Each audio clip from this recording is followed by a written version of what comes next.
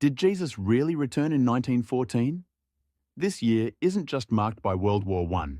It also forms the foundation of a belief that has shaped the lives of millions of Jehovah's Witnesses. According to the governing body of Jehovah's Witnesses, Jesus began his invisible reign in heaven in 1914.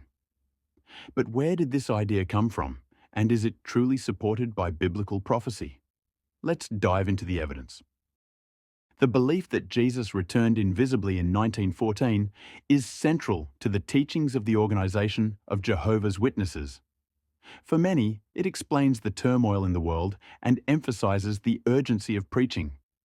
However, this doctrine is controversial, and many, including those in the XJW community, question its validity. In this video, we'll explore where this belief originated and examine the arguments for and against it. The belief that Jesus would return in 1914 can be traced back to Charles Taze Russell, the founder of what would later become the Jehovah's Witnesses.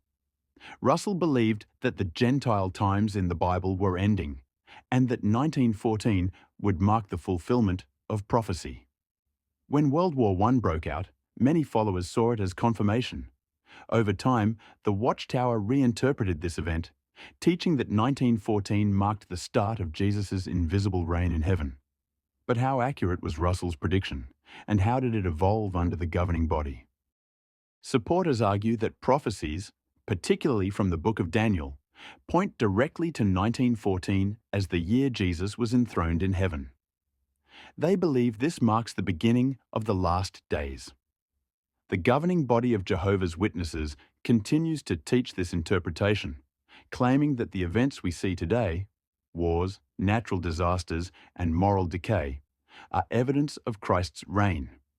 However, critics, including many in the XJW community, question this view.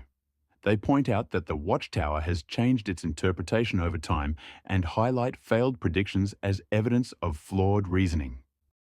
For millions of Jehovah's Witnesses, this doctrine shapes their worldview, influencing everything from their political neutrality to their preaching efforts. But for many former members in the XJW community, this belief has caused confusion and disillusionment. They argue that doctrines like the 1914 teaching can exert undue control over members, leading them to question their faith. Whether you accept or reject the idea that Jesus returned in 1914, this belief has profoundly impacted millions of people worldwide. For believers, it provides clarity and purpose. For critics, it serves as a cautionary tale of how religious interpretations can change.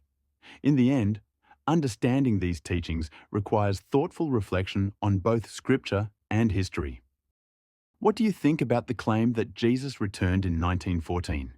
Let's talk about it in the comments below. Don't forget to like, subscribe, and check out our next video on religious beliefs and prophecy.